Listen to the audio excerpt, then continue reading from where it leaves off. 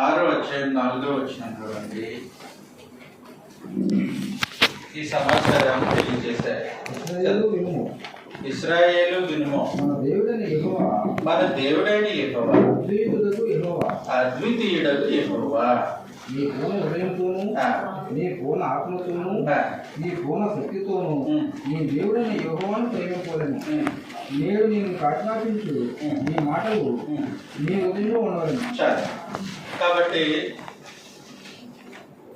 ఆయన తన నిబంధన ప్రజలకు దైవత్వం కలిగినటువంటి పరమ తండ్రి ఏమని పరిచయం చేసుకున్నారంటే, ఓ ఇశ్రాయేలు వినుము, నేను చెప్పే సంగతులు వాళ్ళు వీళ్ళకి కాదు, మీతో చెప్తున్నా, నా నిబంధన జనమైనటువంటి మీతో చెప్తున్నా. దైవత్వం కలిగినటువంటి నన్ను మీరు చూడవలసిన విధానం ఏంటంటే, నేను అద్వితీయుడిని. అద్వితీయుడు అద్వితీయుడనంటే ద్వితీయము లేనివాడు, అంటే ఆయనతో సమానమైన వారు కానీ సాటి అయిన వారు కానీ ఇంకొకరు లేరు అని చెప్తూ, ఓ ఇశ్రాయేలు, నువ్వు మాత్రం ఈ సంగతిని గుర్తించాలి, నీ దేవుడైన యెహోవాను నేను అద్వితీయుడను అని అన్నారు. కీర్తనల గ్రంథం 86వ అధ్యాయం అనుకుంటా, ఒకసారి చూస్తాను. కీర్తనల గ్రంథం 86వ అధ్యాయం 8వ వచనంలో, నీవు మహత్వం గలవాడు, ఆశ్చర్య కార్యము చేయవాడు, నీవే అద్వితీయ దేవుడు. కాబట్టి ఎప్పుడైతే దేవుడు తను అద్వితీయునిగా తన నిబంధన ప్రజలకు పరిచయం చేసుకున్నారో, వారు గుర్తించాల్సిన సంగతి, వారు పలకవలసిన మాట, వాళ్ళు అనుభవంలో గ్రహించాల్సిన సంగతి దావీదు గ్రహించినట్లు, నీవే అద్వితీయ దేవుడు, నీకు సమానమైన వారు కానీ సాటి అయిన వారు కానీ ఎవరు లేరు. యెషయా గ్రంథంలో ప్రత్యేకించి 49వ అధ్యాయం, యెషయా గ్రంథం 49వ అధ్యాయం 9వ వచనంలో, మార్గంలో వారు 46వ అధ్యాయం 9వ వచనం సార్.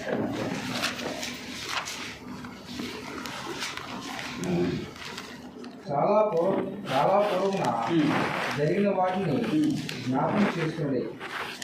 దేవుడు నేనే, మరి ఏ దేవుడు లేడు. నేను దేవుడను, నన్ను పోలినవాడు ఎవడనూ లేడు. నా ఆలోచన చాలు, నన్ను పోలినవాడు ఎవడనూ లేడు అని చెప్పేసి, దేవుడు నేను, మీ నిబంధన దేవుడు నేను, నన్ను పోలినవాడు లేరు. ఆ సంగతి మీరు నన్ను నా విషయంలో గుర్తించాలి. కాబట్టి ఓ ఇశ్రాయేలు వినుము, నేను అద్వితీయుడను అని అన్నాడు. యెషయా గ్రంథంలోనే 40వ అధ్యాయం 25వ వచనంలో, నీవు ఇతరులతో సమానుడు అని మీరు నన్ను ఎవరికి సాటి చేయుదురు. కాబట్టి ఇతనితో సమానుడు అని నన్ను ఎవరితో సాటి చేయుదురు అని అన్నాడు. కాబట్టి మనం ఇక్కడ గమనించాల్సిన సంగతి, ప్రతి ఒక్కరును ప్రత్యేకించి ఇశ్రాయేలీయుల యొక్క నిబంధన దేవుడు అద్వితీయుడు. దైవత్వం కలిగిన ఇశ్రాయేలీయుల యొక్క నిబంధన దేవుడు అద్వితీయుడు. ఆయనతో సమానమైన వారు కానీ ఆయనకు సాటి అయిన వారు కానీ ఎవరు లేరు. అది ఫిలిష్తీయులు గుర్తించినా గుర్తించకపోయినా, ఐగుప్తీయులు గుర్తించకపోయినా, నాతో నిబంధన బాంధవ్యం లేని ఎవరు గుర్తించకపోయినా కంపల్సరిగా నా నిబంధన ప్రజలైన ఇశ్రాయేలీయులు గుర్తించాల్సిన సంగతి, ఆయన నిబంధన ప్రజలు గుర్తించాల్సిన సంగతి ఏంటా సంగతి? ఆయన అద్వితీయుడు. ఆయన అద్వితీయుడు. ప్రాముఖ్యమైనటువంటి విషయం ఏంటంటే దేవుడు అద్వితీయుడు అని ఎరగకుండా దేవుని నిబంధనకు బయట ఉన్న వాళ్ళ సంగతి ఎలాగో మనకు తెలుసు. ఆయన అద్వితీయుడిని విశ్వసించకుండా ఆయన నిబంధన ప్రజలకు కూడా నిత్య జీవం ఉండదు. వాస్తవానికి ఆ సంగతిని ప్రభు ఏం చేసి తెలియచేశారు. యోహాను సువార్త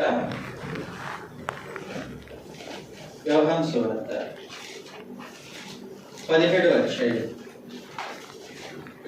3వ వచనంలో అద్వితీయ సత్యదేవుడైన నిన్ను నీవు పంపిన యేసుక్రీస్తును ఎరుగొట్టియే నిత్య జీవం. కాబట్టి ఆయన నిబంధన ప్రజలు నిత్య జీవం కొరకు ప్రత్యేకించి ఆయన ఎలాగ ఎరగాలి? ఆయన అద్వితీయ సత్యదేవుడు, ఆయన అద్వితీయుడు అని ఎరగాల్సిన అవసరం. ఆయన నిబంధన ప్రజలు ఆయన అద్వితీయుడని గుర్తించకుండా ఆయన దైవత్వాన్ని అంగీకరించడానికి వీలుండదు. ఆయన నిబంధన ప్రజలు ఆయన అద్వితీయుడని గుర్తించకుండా ఆయన దైవత్వాన్ని గౌరవించినట్లు వీలుండదు. కాబట్టి పరమదేవుడు ప్రత్యేకించి ఇశ్రాయేలు జనాంగానికి ఏమని చెప్పారంటే,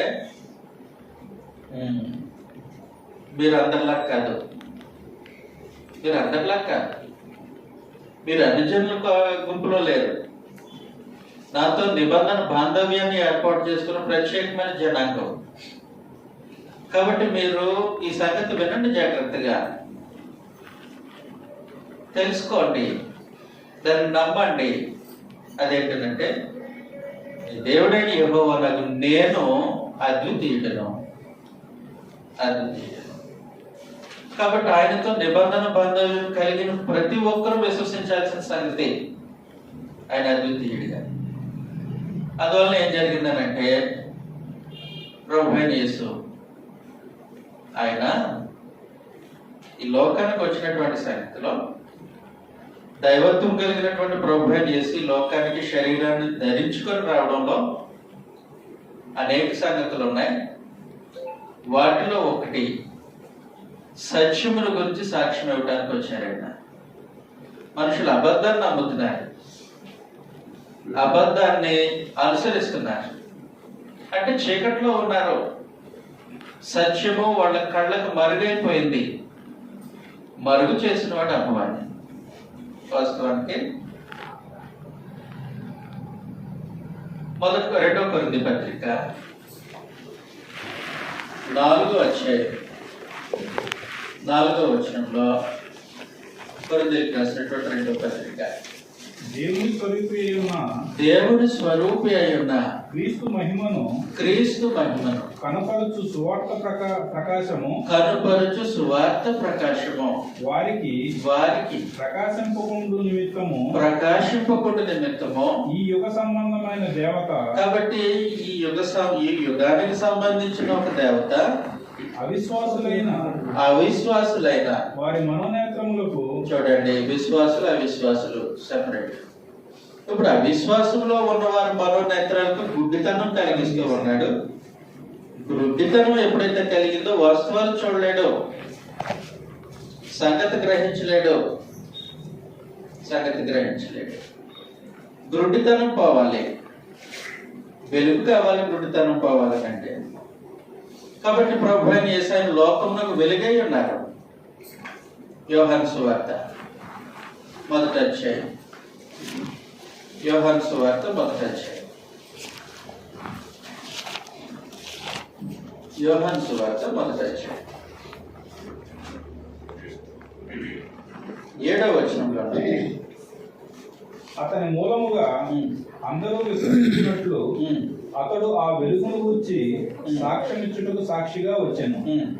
అతడు ఆ వెలుగై ఉండలేదు గాని ఆ వెలుగును గూర్చి సాక్ష్యం ఇచ్చుటకు అతడు వచ్చెను. నిజమైన వెలుగు ఉండెను. అది లోకంలోనికి వచ్చుచు ప్రతి మనుషుని వెలిగించుతున్నది. నిజమైన వెలుగు ప్రభువైన యేసు. ఆయన లోకానికి వచ్చేది దేనికనంటే ప్రతి మనిషిని వెలిగించడానికంటే వారి హృదయంలో ఉన్న చీకటిని పారదోడటానికి. ఏముందో హృదయానికి చీకటి? మనోనేత్రానికి గుడ్డితనం. ఏది వాస్తవమో దాన్ని చూడలేని పరిస్థితి. దైవత్వం కలిగిన దేవుని యొక్క అద్వితీయ స్థితిని చూడలేని పరిస్థితులు మనుషులు ఉన్నారు. ప్రమాదకరం. సరే, మనుషులు ఉన్నారు కరెక్టే. మరి ఆయన నిబంధన ప్రజలు ఎలాగున్నారు? ఇశ్రాయేలీయులు ఎలాగున్నారు? వాళ్ళు కూడా వాస్తవాన్ని చూడలేని చీకట్లో ఉంటే మొదట ప్రభువు వారి దగ్గరకు వచ్చాడు. ఆయన తన స్వకీయుల యొద్దకు వెళ్ళాడు, వెలిగించడానికి వెళ్ళాడు. ఆయన వెలుగైండు వారి దగ్గరికి వెళ్ళాడు, సంగతులు చూడటానికి వెళ్ళాడు.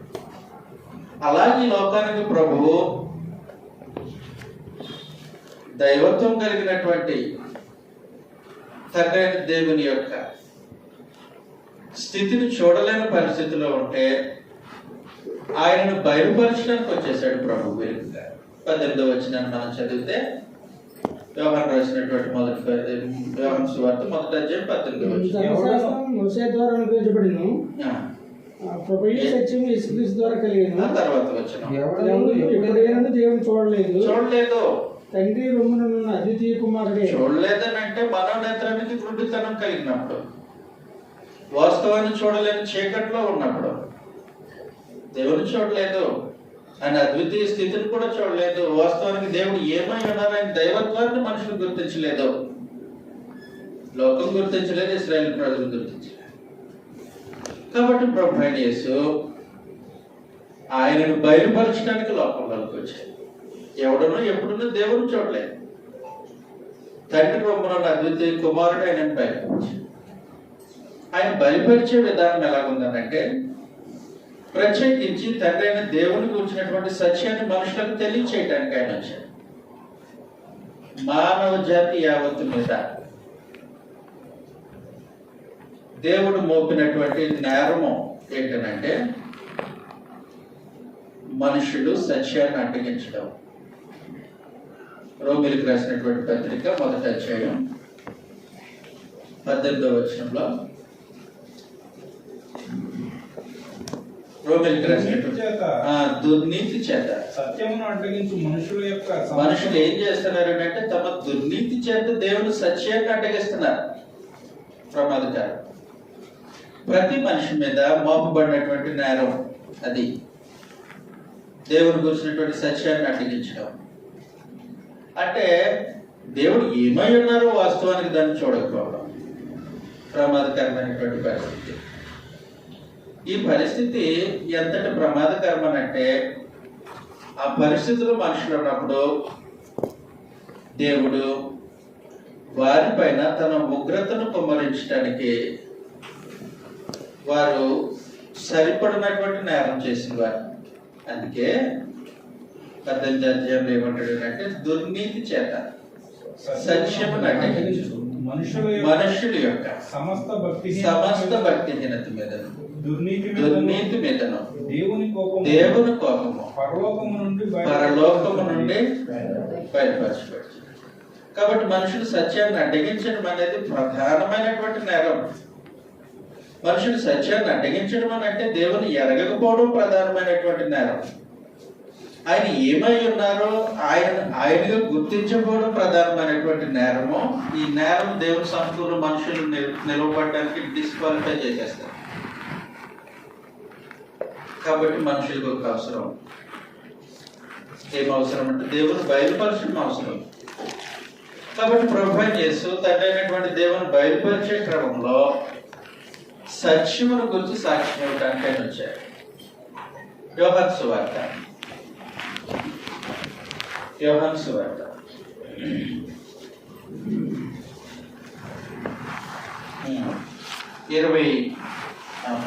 18వ అధ్యాయం 37వ వచనంలో నుండి. యోహాను సువార్త 18వ అధ్యాయం 37వ వచనం. అందుకు పిలాతు నీవు రాజువా అని ఆయన అడుగుగా యేసు నీవన్నట్టు నేను రాజునే సత్యమును గూర్చి సాక్ష్యమిచ్చుటకు నేను పుట్టితిని ఇందు నిమిత్తమే. కాబట్టి ప్రభువైన యేసు సత్యమును గురించి సాక్ష్యం ఇవ్వటానికి లోకానికి వచ్చారు. ఆయన నాకు అబద్ధం చెప్పాల్సిన అవసరం లేదు, అబద్ధం చెప్పడానికి అవసరం. రెండో సంగతి ఏంటంటే మనుషులు అబద్ధాన్ని నమ్మారు, అబద్ధంలో బ్రతుకుతున్నారు, అసత్యంగా పరిగెడుతూ ఉన్నారు. వారి కన్నులకు అంధత్వం కలిగింది. ప్రభువైన యేసు ప్రత్యేకించి ఆయన వెలుగుగా మనుషులకు సత్యముల గురించి సాక్ష్యం ఇవ్వడానికి వచ్చారు. సరే, సత్యముల గురించి సాక్ష్యం ఇవ్వడానికి వచ్చారు. తమరు తండ్రి దేవుని గురించి ఏం సాక్ష్యం ఇస్తారు? మీరు ఏం సాక్ష్యం ఇస్తారు? నేను ఇప్పుడు సాక్ష్యం ఏమో మార్చను. ఆ రోజు ఆయన తన నిబంధన ప్రజలకు ఎలాగైతే పరిచయం చేసుకున్నారో అదే సత్యం అని చెప్పడానికి వచ్చాను. ఆ రోజు ఆయన తన నిబంధన ప్రజలకు ఏమని పరిచయం చేసుకున్నారు దాన్ని మనం చదివాం. ఓ ఇశ్రాయేలు వినుమో, నీ దేవుడైన యెహోవానగు నేను అద్వితీయుడను అని చెప్పిందే. దాన్ని మరి ఒకసారి మీకు తెలియచేయడానికి సాక్ష్యం ఇవ్వడానికి వచ్చాను అని అంటే. కాబట్టి ప్రభువైన యేసు తండ్రి దేవుని గురించి ప్రత్యేకించి ఆయనను ప్రస్తావిస్తూ ఇలాగన్నారు. యోహాను సువార్త 5వ అధ్యాయం 44వ వచనంలో నుండి యోహాను సువార్త 5వ అధ్యాయం 44వ వచనంలో ప్రభు మాట్లాడుతూ ఉన్నారు యూదులతో, ప్రత్యేకించి మనుషుల నుంచి మెప్పు కోరే జనాంగంతో మాట్లాడుతూ ఉన్నారు. ఏం మాట్లాడుతూ ఉన్నారనంటే అద్వితీయ దేవుని వలన వచ్చు మెప్పును కోరక మెప్పు పొందుచున్న మీరు ఎలాగూ నమ్మగలరు? అది సంగతి. కాబట్టి అద్వితీయ దేవుడు దేవుని గురించి సాక్షాత్తు ప్రభువైన యేసు, దేవత్వం యొక్క సర్వ సంపూర్ణత కలిగిన ప్రభువైన యేసు, దేవుని తత్వం యొక్క మూర్తిమత్వం కలిగినటువంటి ప్రభువైన యేసు, ఆయన సత్యముని గురించి సాక్ష్యం ఇవ్వడానికి భూమి మీదకి వచ్చి తండ్రి దేవుని గురించి ఏమన్నారంటే ఆయన అద్వితీయ దేవుడు. ఆ అద్వితీయ దేవుని వలన వచ్చి మెప్పును కోరాల్సి ఉంటుంది మనుషులు అని చెప్పారు. కాబట్టి ఆయన సాక్ష్యంలో ప్రభు అని తండ్రి అయినటువంటి దేవుడు అద్వితీయుడు. అది సార్ అద్వితీయుడు. యోహాను సువార్త 17వ అధ్యాయం 3వ వచనంలో కూడా ఇదే సంగతిని ప్రభు అని చేసి ప్రస్తావించారు. అద్వితీయ సత్యదేవుడైన నిన్నును నీవు పంపిన యేసుక్రీస్తుని ఎరుగుటయే. అది ఎవరు చెప్పారు ఈ మాట? ప్రభువే చెప్పారు. కాబట్టి ప్రభు అయిన యేసు తండ్రి అయిన దేవుని గురించి ఇచ్చినటువంటి సత్యమైన సాక్ష్యం ఏంటి? తండ్రి అయిన దేవుని ప్రభు అయిన యేసు బయలుపరిచినటువంటి సంగతి ఏంటి? ఆయన అద్వితీయ. ఆయన అద్వితీయ. అవసరమైన సంగతి ఏంటంటే ఆయన శరీరంగా భూమి మీద నివసించినట్టు దేవత్వం యొక్క సర్వ సంపూర్ణత కలిగిన ప్రభు శరీరంతో భూమి మీద నివసించినాడు. దేవత్వం కలిగినటువంటి తండ్రి అయినటువంటి దేవుని అద్వితీయుడిగా పరిచయం చేసిన తర్వాత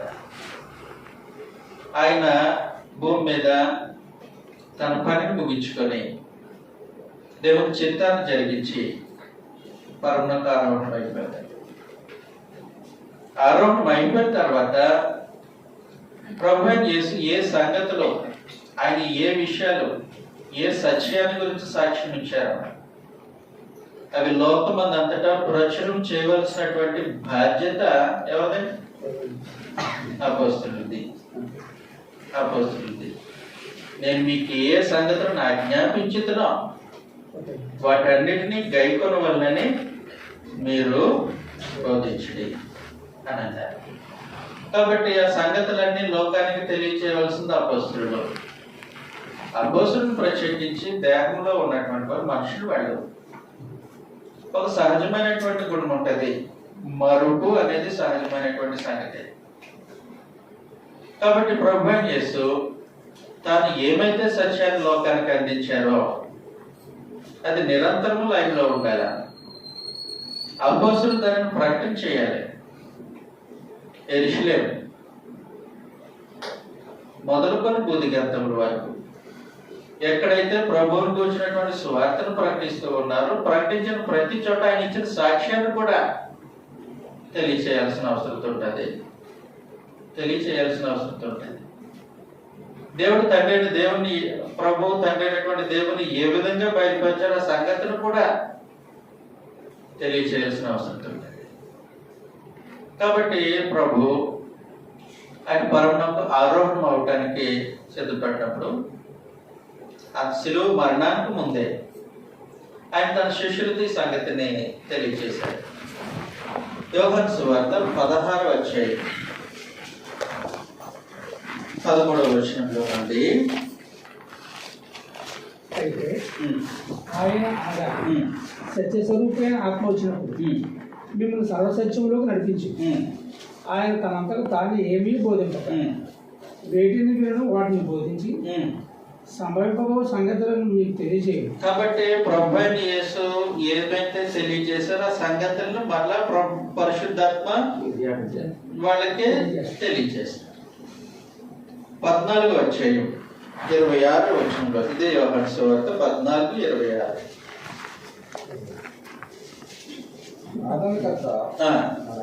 ఆదరణకర్త అనగా తండ్రి నా నామమును పంపబోవు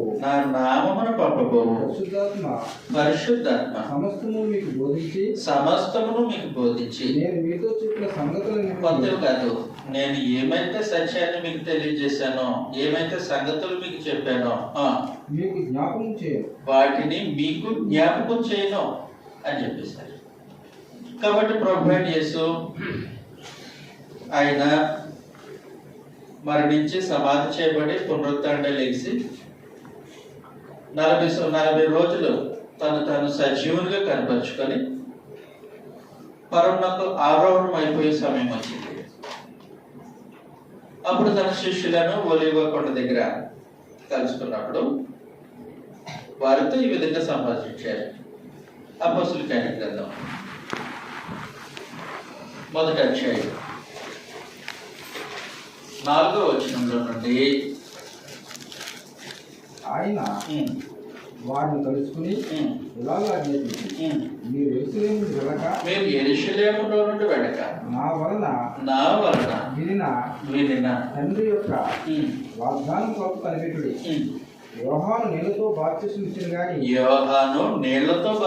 ఇచ్చిన గాని కొద్ది దినములలో మీరు పరిశుద్ధాత్మలో బాప్తిస్మం పొందెదరు అన్నారు. కాబట్టి కొద్ది దినాల్లో మీరు పరిశుద్ధాత్మలో బాప్తిస్మం పొందారంటే పరిశుద్ధాత్మను మీ మీదకి వస్తారు అని చెప్పారు. ప్రభు తెలియచేసినట్లుగానే తండ్రి యొక్క వాగ్దానం కొరకు అపోస్తలులు పెంతెకొస్తు పండుగ దినాన మేడగదిలో సమావేశమయ్యారు. సమావేశమైన వాడు 12 మంది. వారి మీద పరిశుద్ధాత్మ వచ్చారు. అగ్ని జ్వాలల వల్ల నాలుకలుగా విభాగింపబడినట్టు ప్రతి ఒక్క కనబడ్డాయి. వారి మీద ఒక్కొక్కరి మీద రాలిగా వారు పరిశుద్ధాత్మ వల్ల శక్తిని పొందిన వారు దేవుని సువార్తను ప్రకటించారు. ప్రభువుని గురించిన సువార్తను ప్రకటించారు. కాబట్టి ఇప్పుడు ప్రభువైన యేసు పరిశుద్ధాత్మ అపోస్తలులతో కలిసి ప్రభువైన యేసు చెప్పినటువంటి సంగతులను సాక్ష్యమిస్తూ ఉన్నారు. అందులో యోధా ఉన్నాడు. శిష్యుల్లో ఒక ఆయన యోధా పత్రిక 1వ అధ్యాయం ఉంటుంది. యోధా పత్రికలో 1వ అధ్యాయం ఉంటుంది. 24వ వచనంలో నుండి తొట్టిల్లకుండా మిమ్మును కాపాడుటకును తన మహిమ ఎదుట ఆనందంతో మిమ్మల్ని నిర్దోషులుగా నిలవబెట్టుటకును శక్తిగల మన రక్షకుడైన అద్వితీయ దేవునికి ఎవరు కాబట్టి పరిశుద్ధాత్మ అపోస్తలులతో కలిసి ప్రత్యేకించే నిబంధన ప్రజలు ఆయన నిబంధన జనాంగం గ్రహించాల్సిన సంగతుల గురించి సాక్ష్యం ఇచ్చారు. ఏమన్నారనంటే తండ్రి దేవుని గురించి ఆయన అద్వితీయుడు, ఆయన అద్వితీయుడు అని అన్నారు. మనకు ఒక సంగతి తెలుసు, బాగా నమ్ముతాం. బైబిల్ మనుషులు ఇచ్చిన బట్టి రాయబడిందా?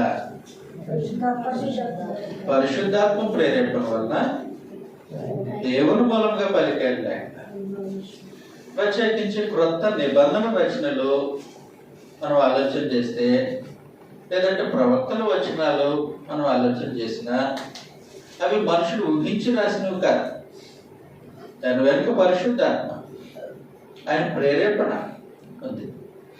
పరిశుద్ధాత్మ సహాయంతో అపోస్తలుడైనటువంటి పౌలు తండ్రి దేవుని గురించి ప్రత్యేకించి ఇలాంటి సంగతులు ప్రస్తావించారు. ఇది పరిశుద్ధాత్మ యొక్క సాక్ష్యం. అపోస్తలుల యొక్క బోధ ఏంటంటే మొదటి అధ్యాయం 17వ వచనంలో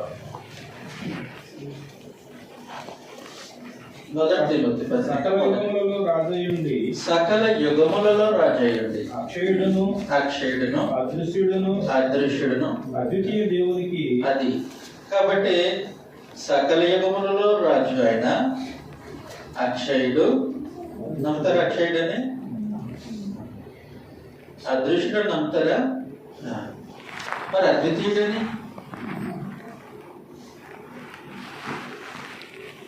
ఓ ఇశ్రాయేలు వినుమో, లోకం నమ్మినట్లుగా నువ్వు నీ దేవుని నమ్మటానికి కుదరదు. లోకం చూసినట్లుగా నీవు నీ దేవుని చూడటానికి కుదరదు. నువ్వు ఆయన చూసే విధానం ఎలాంటిదంటే ఆయన అద్వితీయుడు. కాబట్టి సకల యుగములలో రాజయ్యుండి అక్షయుడును అద్వితీయుడు నాకు, అక్షయుడును అదృశ్యుడు అద్వితీయుడు నాకు, అద్వితీయ దేవునికి అని. కాబట్టి ఇశ్రాయేలీలు అన్నాడు నమ్మవలసింది దేవుడు అద్వితీయుడని. నేడు ఆయన నిబంధన ప్రజలకు కూడా అలాంటి సందేశమే. ఏంటి? ఆత్మ సంబంధమైన ఇశ్రాయేలుడు అయితే నువ్వు నమ్మాల్సింది నీ నిబంధన దేవుణ్ణి. ఎలాగ నమ్మాలి? ఆయన అద్వితీయుడు. ఆయనకు సమానమైన వారు కానీ ఆయనకు సాటి అయిన వారు కానీ ఎవరు లేరు. అది మనుషులు విశ్వసించాల్సిన సంగతి. హిజ్కియా గురించి మనం చాలా గొప్పగా చదువుతాం. దావీదు గురించి కూడా గొప్ప చరిత్ర ఉంది పాత నిబంధనలో. దావీదు తన ఇశ్రాయేలుడై తన నిబంధన దేవుని నమ్మిన సంగతి మనం చూసాం. ఏమన్నాడు? కీర్తన గ్రంథంలో మనం చదివాం. ఏమన్నాడంటే 86వ కీర్తన 8వ వచనంలో నీవే అద్వితీయుడు అని అన్నాడు. అద్వితీయుడు నమ్మినటువంటి దావీదు చరిత్రలో హిజ్కియా గొప్ప కార్యం చేసినవాడు దేవుని పక్షంగా. దేవుని ప్రజలైనటువంటి వారిని సత్యదేవుని యొక్క ఆరాధన వైపు నడిపించిన వాడు. మీకు ఇందాక చెప్పాను, మార్నింగ్ పండగల వరకే, అంటే ఉత్సవ కాలాల వరకే యెహోవా వారికి దేవుడు. మిగిలిన సమయంలో అలాగూ వారు బాగానే చివరికి పండుగ సమయాల్లో యెరూషలేములో కూడా యెహోవాను ఆరాధించడానికి మనసు లేదు. అలాంటి వారిని మరలా సత్యదేవుణ్ణి, వారి నిబంధన దేవుణ్ణి ఆరాధించడానికి మనుషులను పురుకొల్పినవాడు హిజ్కియా. ఆరాధనను మరలా పునరుద్ధరించిన వాడు హిజ్కియా. అది గురించి 2వ దినవృత్తాంతాల గ్రంథం మనం చదివినప్పుడు 2వ దినవృత్తాంతాల గ్రంథం 2వ దినవృత్తాంతాల గ్రంథం 29వ అధ్యాయం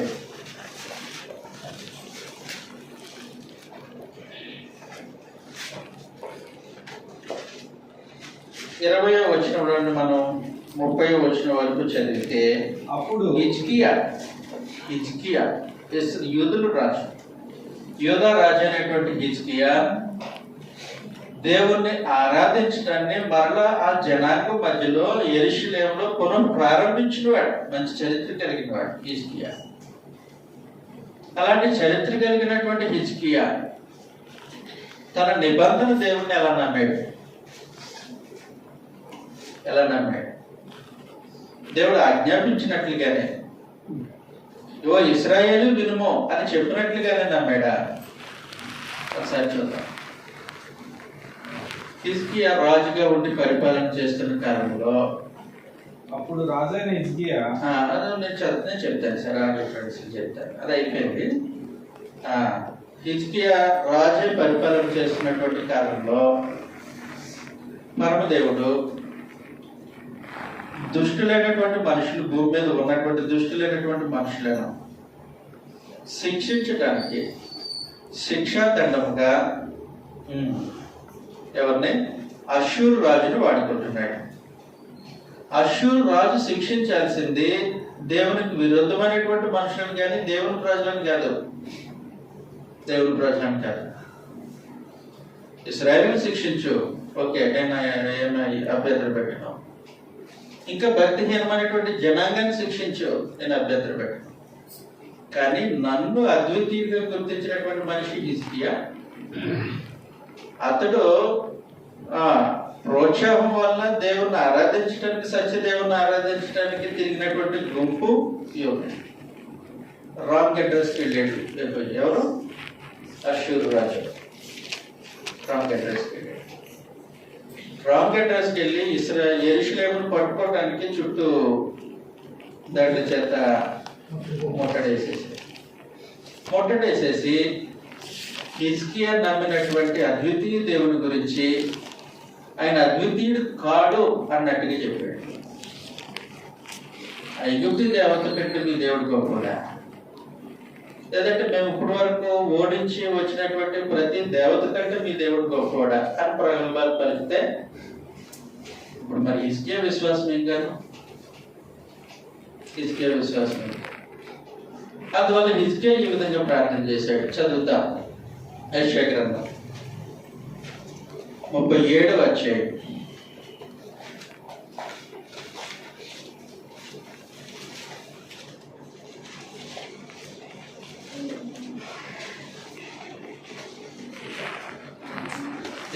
యెషయా గ్రంథం 37వ అధ్యాయం 15వ వచనంలో నుండి యెహోవా సన్నిధిని దాన్ని విప్పి ప్రార్థన చేసింది. యెహోవా సన్నిధిని ప్రార్థన చేసింది. యెహోవా కెరూబుల మధ్య నివసించున్న ఇశ్రాయేలీయుల దేవా భూమి ఆకాశములను కలుగు చేసిన అద్వితీయ దేవా. హిజ్కియా, ఓ ఇశ్రాయేలు హిజ్కియా, నీ దేవుని గురించి నీ అభిప్రాయం ఏంటి?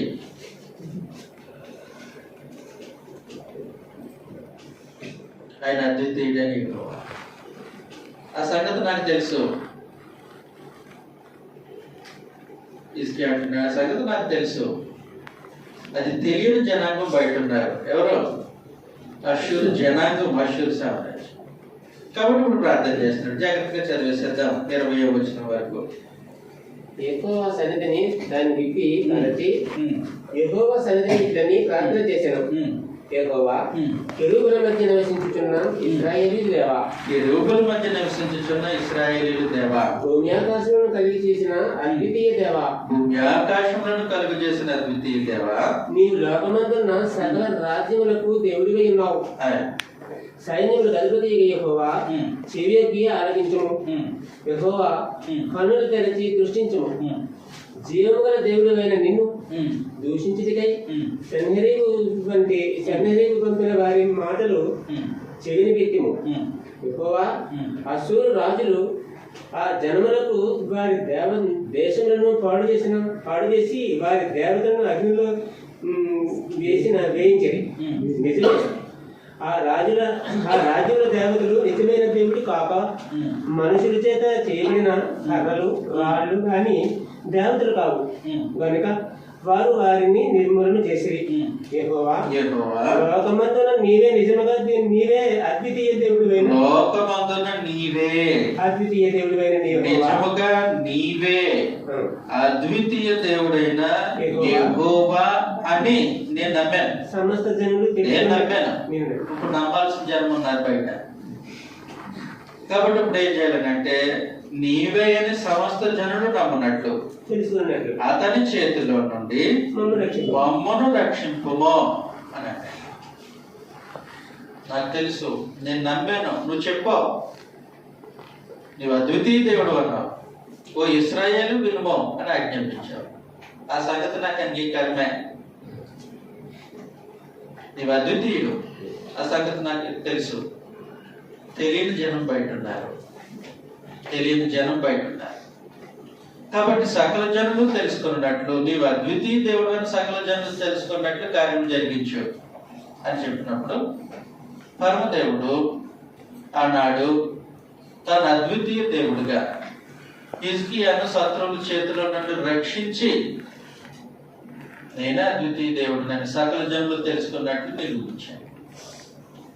కాబట్టి దావీదు నమ్మాడు, ఎవరు? దేవుడు అద్వితీయుడని.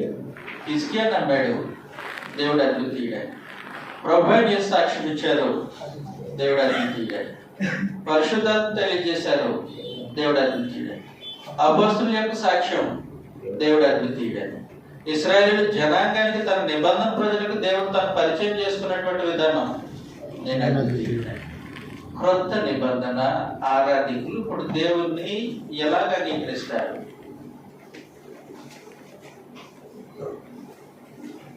దేవత్వం కలిగినటువంటి దేవుణ్ణి క్రొత్త నిబంధన జనాంగము క్రీస్తు ప్రభు సంఘము మీరు అంగీకరించే విధానం ఎలాంటిది? ప్రభు యేసు సాక్ష్యాన్ని బట్టి అంగీకరిస్తారా? మీ అభిప్రాయాన్ని బట్టి అంగీకరిస్తారా? పరిశుద్ధాత్మ అపోస్తలులు చెప్పినటువంటి సాక్ష్యాన్ని బట్టి అంగీకరిస్తారా, లేదంటే మీ సొంత ఆలోచన బట్టి పరమదేవుని అంగీకరిస్తారా? జాగ్రత్తగా మనుషులు తెలుసుకోవాల్సిన సంగతి. ఒకవేళ దేవుని నువ్వు అద్వితీయుడిగా అంగీకరిస్తే వెంటనే ఒక పని చేయి అన్నాడు. ఏం పని అది? ద్వితీయోపదేశకాండం 6వ అధ్యాయం 4వ వచనంలో మరో సంగతి మాట్లాడేద్దాం. ఇశ్రాయేలు వినుము, ఓ ఇశ్రాయేలు వినుము, మన దేవుడైన యెహోవా, మన దేవుడైన యెహోవా, అద్వితీయుడగు యెహోవా, అద్వితీయుడైన యెహోవా అయితే మేమేం చేయాలి? నీ పూర్ణ హృదయంతోను, నీ పూర్ణ హృదయంతో, నీ పూర్ణ ఆత్మతోను, నీ పూర్ణ ఆత్మతో, నీ పూర్ణ శక్తితోను, నీ పూర్ణ శక్తితో నీ దేవుడైన యెహోవాను నీ ప్రేమింపవలెను. దేవుడైన యెహోవాను ప్రేమించవలెను. కాబట్టి దేవుడు అద్వితీయుడని నోటితో చెప్పడం కాదు, దేవుడు అద్వితీయుడని నమ్ముతున్నాను కాదు, దేవుడు అద్వితీయుడని గ్రంథంలో ఉంది కాబట్టి నా నోట్స్లో రాసుకుంటాను అంత మాత్రమే కాదు. ఓ ఇశ్రాయేలు వినుమో, నీ దేవుడైన యెహోవా అద్వితీయుడని యెహోవా అయితే మేమేం చేయాలి? పూర్ణ హృదయంతో, పూర్ణ పూర్ణ మనసు, పూర్ణ శక్తితో మన దేవుడైన అద్వితీయుడైన యెహోవాను ప్రేమించాలి అని ప్రేమించాలి అని. ఇది ఆయన నిబంధన ప్రజలకు పరమదేవుడు ఆదేశించినటువంటి సంగతి. ప్రభువుని యేసు దగ్గరికి ఒక శాస్త్రి వచ్చాడు. శాస్త్రి అంటే బాగా బైబిల్ తెలిసినాడు, బాగా బైబిల్లో ఎక్కడెక్కడ ఏం రాయబడిందో బాగా పరిచయం ఉన్నవాడు. వాళ్ళ పని ఏంటనంటే ధర్మశాస్త్ర గ్రంథాలని, ప్రవక్తల గ్రంథాలని ప్రతులు రాయడం అంటే లోకంలో సామెత ఉందండి. సామెత కాదు, మా చిన్నప్పుడు మా టీచర్స్ చెప్పేవారు, 10 సార్లు చదవడం కంటే ఒకసారి రాస్తే బాగా గుర్తుండేది. కాబట్టి ధర్మశాస్త్ర గ్రంథాన్ని 10 సార్లు చదవడం కంటే ఒకసారి రాసి బాగా సంగతులు నేర్చుకున్నటువంటి మనుషులు ఎవరు? శాస్త్రి. కాబట్టి ఎక్కడేముందో ఎరిగినటువంటి ఒక శాస్త్రి యేసు ప్రభు దగ్గరికి వచ్చాడు. మార్క్స్ వార్త 12వ అధ్యాయం 28వ వచనంలో శాస్త్రులలో ఒకడు వచ్చి వారు తర్కించులు విని ఆయన వారికి బాగుగా ఉత్తరం ఇచ్చినని గ్రహించి, అంతకు ముందు 2 బ్యాచ్లు వచ్చారు, ఓడిపోయారు. పరిసయ్యులు వచ్చారు, ఓడిపోయారు. ఇప్పుడు శాస్త్రి వచ్చాడు. బహుగా తర్కించడం చూసి శాస్త్రి వచ్చాడు. వచ్చేయమంటున్నాడు అనంటే ఆజ్ఞలన్నింటిలో ప్రధానమైనది ఏదని ఆయన అడిగాడు. అంటే ఇశ్రాయేలులకు, నిబంధన ప్రజలకు పరమదేవుడు ఇచ్చిన ప్రధానమైన ఆజ్ఞలు చెప్పు అని. అందుకు యేసు, ఒక నిమిషం సార్. అద్వితీయ దేవుడు, దైవత్వం కలిగినటువంటి దేవుడు తను ఇశ్రాయేలుతో నిబంధన చేసుకున్న తర్వాత ధర్మశాస్త్రం ఇచ్చాడు. ధర్మశాస్త్రంలో ప్రత్యేకించి 613 ఆజ్ఞలు ఉంటాయి. 10 ఆజ్ఞలు నిర్గమకాండం 20వ అధ్యాయంలో, మిగిలిన ఆజ్ఞలు ధర్మశాస్త్రం మిగిలిన 4 పుస్తకాల్లో ఉంటాయి. 613 ఆజ్ఞలు. ఇవన్నీ బాగా ఎరిగినటువంటి శాస్త్రి యేసుప్రభు దగ్గరికి వచ్చాడు. ధర్మశాస్త్రంలో ప్రధానమైన ఆజ్ఞ ఏది అని అడిగాడు. అడిగినప్పుడు ప్రభు 10 ఆజ్ఞల్లోంచి కోట్ చేయలేక,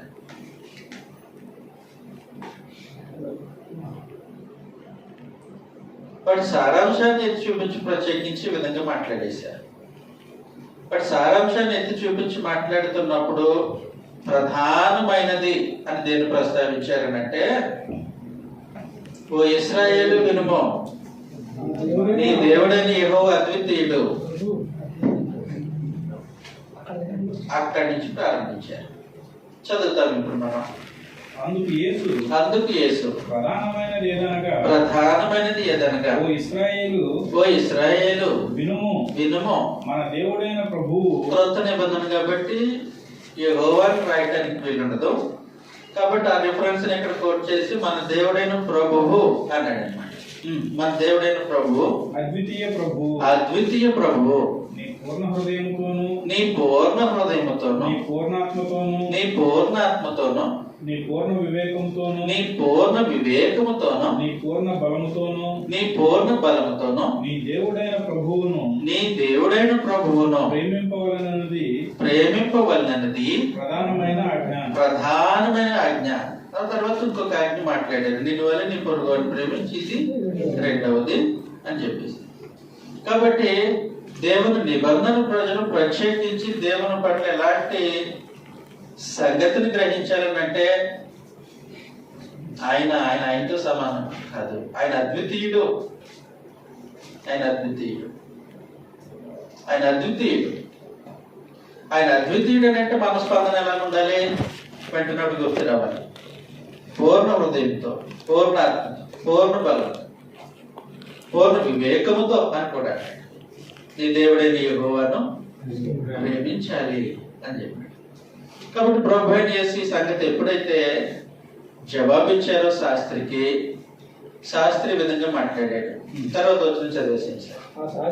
ఆ శాస్త్రి బోధకుడా బాగుగా చెప్పితివి, ఆయన అద్వితీయుడనియు, ఆయన తప్ప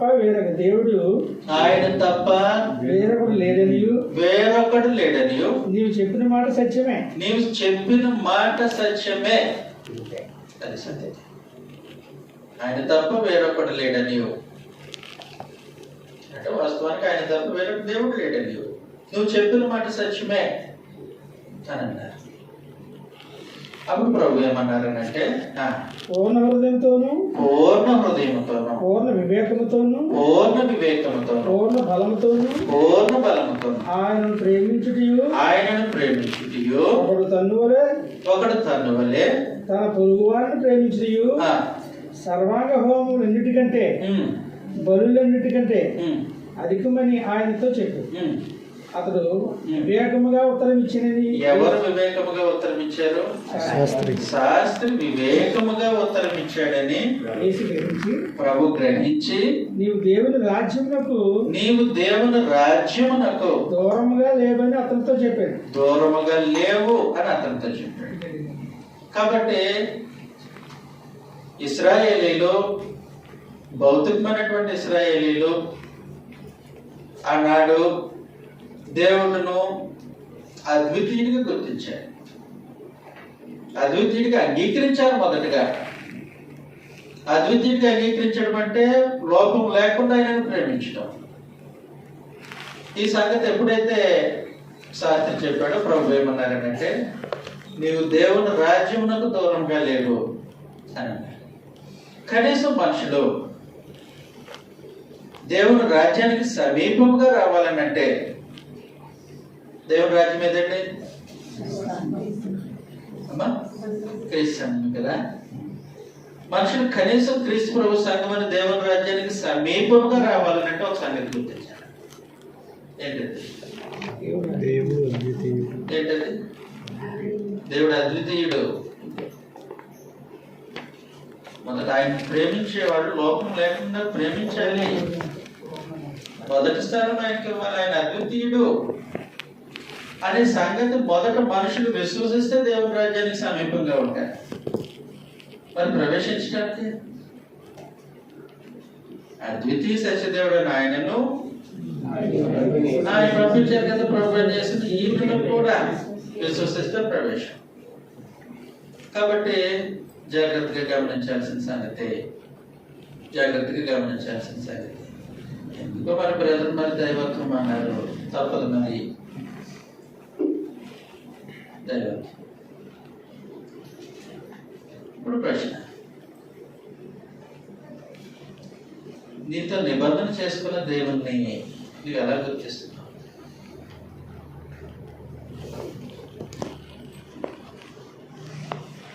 నీ నిబంధన దేవుని విషయంలో క్రీస్తు సంఘ సభ్యుడా, ఆయన నువ్వు ఎలాగో స్వీకరిస్తున్నావు?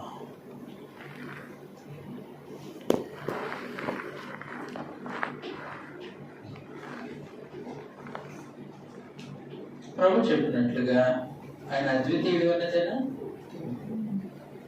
అపోస్తలులు సాక్ష్యం ఇచ్చినట్లుగా దైవత్వం కలిగినటువంటి మన నిబంధన దేవుడు అద్వితీయుడేనా?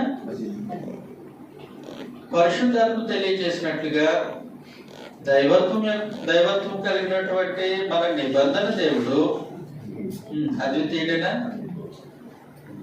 నోటితో చెప్పడం కాదండి, అద్వితీయుడేనా? ఆయన్ని ఎప్పుడైతే అద్వితీయుడిగా అంగీకరించారో ఒక నిబంధన జనాంగము ఆయన పట్ల మన వైఖరి మారిపోవాలి. ఎలా మారిపోవాలి? ఎలా మారిపోవాలంటే పూర్ణ హృదయంతో, పూర్ణ వివేకంతో. చదివేసేయండి అన్నమాట. ద్వితీయోపదేశకాండం 4వ అధ్యాయం 4వ వచనంలోను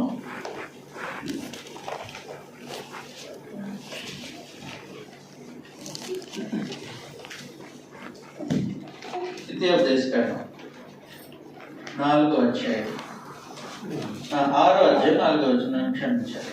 ఇశ్రాయేలు వినుము, మన దేవుడైన యెహోవా అద్వితీయుడగు యెహోవా నీ పూర్ణ హృదయంతోను, నీ పూర్ణాత్మతోను, నీ పూర్ణ శక్తితోను నీ దేవుడైన యెహోవాను ప్రేమింపవలెను. అదొక రిఫరెన్స్ రాసుకోండి. దానికి పరిశుద్ధాత్మ మరలా కామెంట్ చేశారు. ఏమని చేశారనంటే మత్తయి సువార్త 22వ అధ్యాయం 37వ వచనం.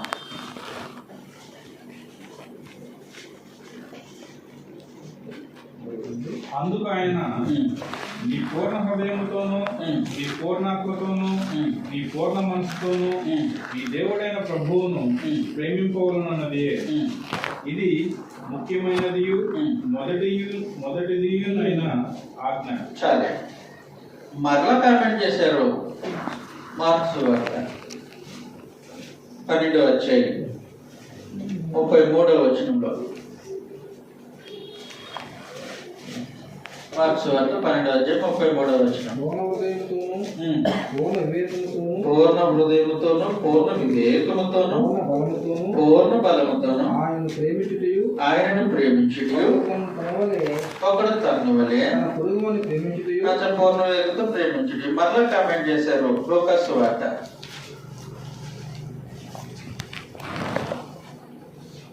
10వ అధ్యాయం 27వ వచనంలో అతడు నీ దేవుడైన ప్రభువును నీ పూర్ణ హృదయంతోను నీ పూర్ణ మనసుతోను నీ పూర్ణ శక్తితోను నీ పూర్ణ వివేకంతోను ప్రేమింపవలన నీవు నిన్ను వలె నీ పొరుగువాని ప్రేమింపవలన నీవు. చాలే. పూర్ణ బలం, పూర్ణ హృదయం, పూర్ణ మనస్సు, పూర్ణ వివేకం, పూర్ణమైన వివేకం. కాబట్టి మనుషులు మొదటగా దేవుని పట్ల వారు కనపరచవలసినటువంటి వైఖరి, ప్రత్యేకించి క్రీస్తు ప్రభు సంఘం, ఆయన నిబంధన జనులు ఆయన పట్ల ప్రదర్శించినటువంటి వైఖరిలో ఆయనను ప్రేమించడం ఎలాగో లోపం లేకుండా, శక్తి వంచన లేకుండా, అబ్సెంట్ మైండ్ లేకుండా ఆయనను ప్రేమించడం అలవాటు పడాలి కొత్త నిబంధన జనాలు. అసలు ఆయనను ప్రేమించడం అంటే ఏంటి? ఇది మనకు బాగా బట్టి తెలిసిన వచ్చినవే. దేవుని ప్రేమించడం అని అంటే ఆయన ఆజ్ఞలు గైకొనడం, ఆయన ఆజ్ఞలు గైకొనడం.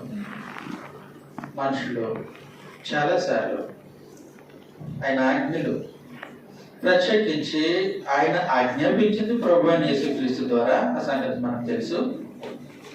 ప్రభు అయిన యేసుక్రీస్తు ద్వారా పరమదేవుడు క్రీస్తు ప్రభు సంఘాన్ని ఆజ్ఞాపించిన తర్వాత ప్రభు ఆజ్ఞాపించిన విషయాల్లో, దేవుడు మనకు ఆజ్ఞాపించినటువంటి సంగతుల్లో మన వైఖరి ఎలా ఉంది? మన వైఖరి ఎలా ఉంది? ఆలోచన చేయాల్సిన సంగతి. మన వైఖరి ఎలాగుంది? మనము 7 సంఘాల గురించి చూసాం. 7 సంఘాల్లో ఒక సంఘము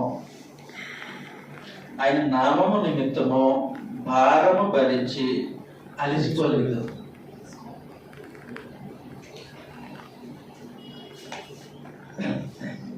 ఆయన నామం నిమిత్తము భారము భరించి అలిసిపోలేదు.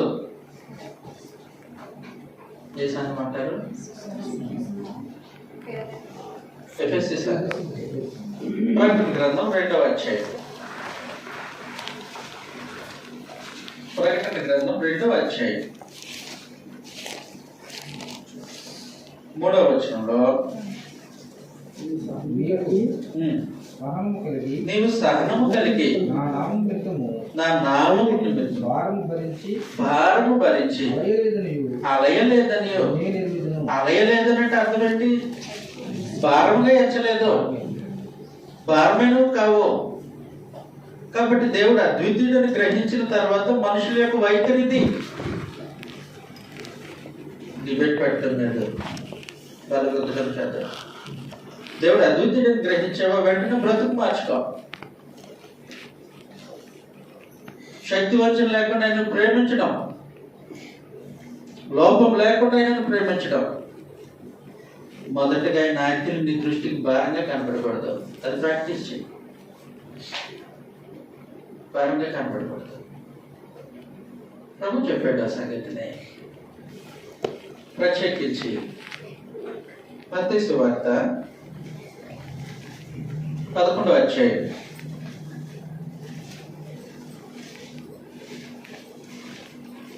మత్తయి సువార్త 11వ అధ్యాయం 28వ వచనంలో ప్రయాసపడి భారము మోసుకొనుచున్న సమస్త జనులారా నా యొద్దకు రండి, నేను మీకు విశ్రాంతి కలుగజేతును అన్నాడు. నేను సాత్వికుడును దీన మనసు గలవాడును కనుక మీ మీద నా కాడి ఎత్తుకొని నా యొద్ద నేర్చుకుని అని ప్రభు చెప్పాడు. ఆ కాడి ఎత్తుకొని నా యొక్క నేర్చుకోండి.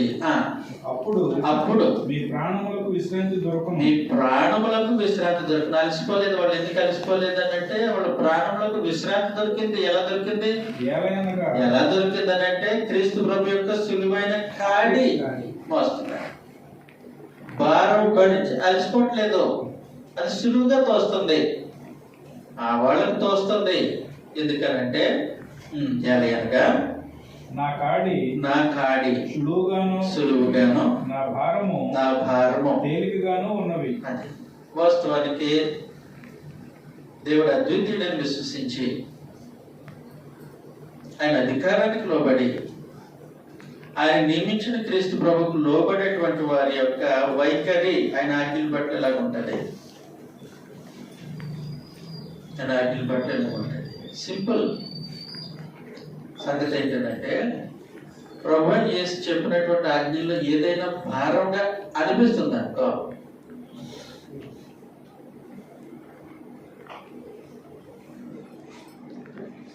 అనిపిస్తుందా? ఒక ఆయన అన్నాడు, ఇదేంటి బాబు కొత్త నిబంధన ఎంత కష్టంగా ఉంది, ధర్మశాస్త్రమే బాగుంది కదా, ఏమో బాబు అంత మాట అనేసావు, బైబిల్లో లేని మాట మాట్లాడాడు అని అంటే ఆయన అన్నాడు, శత్రువు కొరకు ప్రేమించమంటాడు, ఎలా సాధ్యమవుతుంది? ఆశించొద్దు అంటాడు, ఎలా సాధ్యమవుతుంది? నీకు సాధ్యం కావట్లేదు అని అంటే లోపం నీలో ఉంది. ఆయన అధికారానికి ఒప్పుకొని మనసు నీకు లేదు. ఆయన అధికారానికి ఒప్పుకొని మనసు లేదంటే ఆ ఆజ్ఞ నీకు భారంగా కనిపిస్తున్నాయంటే దేవుడు అద్వితీయుడైన సంగతి నీ మనసుకు అంగీకారంగా లేదు. లోపం లేకుండా దేవుని ప్రేమించాలనేటువంటి సంగతి నీ మనసుకు తోచట్లేదు. నీ హృదయంలో ఆ మొలకలు రాలేదు. ఇంకా క్రీస్తు సంఘం, క్రీస్తు సంఘ సభ్యులు కాబట్టి ఆలోచన చేయాల్సిన అవసరం ఉంది. దేవత్వం కలిగినటువంటి తండ్రి అయిన దేవుడు తన నిబంధన ప్రజల విషయంలో ఆయన తను పరిచయం చేసుకున్నటువంటి విధానం నేను అద్వితీయుడే. కాబట్టి నా ఆజ్ఞల విషయంలో, నా ఆదేశాల విషయంలో నువ్వు లోపం లేకుండా, శక్తి వంచన లేకుండా పరిపూర్ణంగా నన్ను ప్రేమించాల్సిన సంగతి నీకు నాకు మధ్యలో ఉంది. ఇది నువ్వు విను. మొదట ఎవరు వినాలి? ఎవరు వినాలి? ఇశ్రాయేలు విను. విని నడుచుకో. హిజ్కియా నడిచినట్టు. దేవుడు అద్వితీయుడని తెలియని మనుషులు బయట ఉన్నారు.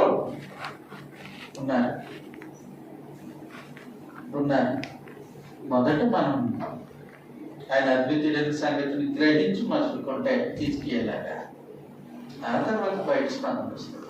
అది ఆయన. కాబట్టి మనుషులు చాలా జాగ్రత్తగా ఆలోచన చేయాల్సిన సంగతి. బ్రదర్ చాలా మంచి టాపిక్ ఎంచుకున్నారు, కానీ కష్టంగా ఉంటుంది. మింగుడు పడిన నెలకాయలాగా ఉంటుంది, కానీ తప్పదు. నిక్షేత్రం కొరకు దేవుని యొక్క తత్వం ఏంటో మనం గ్రహించాల్సిన అవసరం ఉంది. ఓకే, కాబట్టి దేవుడు అద్వితీయుడు అని ఆయన నిబంధన ప్రజలు గ్రహించారు. ఆయన నిబంధన ప్రజలు గ్రహించారు. ఇంకా ఉంది, ఇంకా కొన్ని సంగతులు ఉన్నాయి. అద్వితీయుడు అనే టాపిక్లు ఉన్నాయి.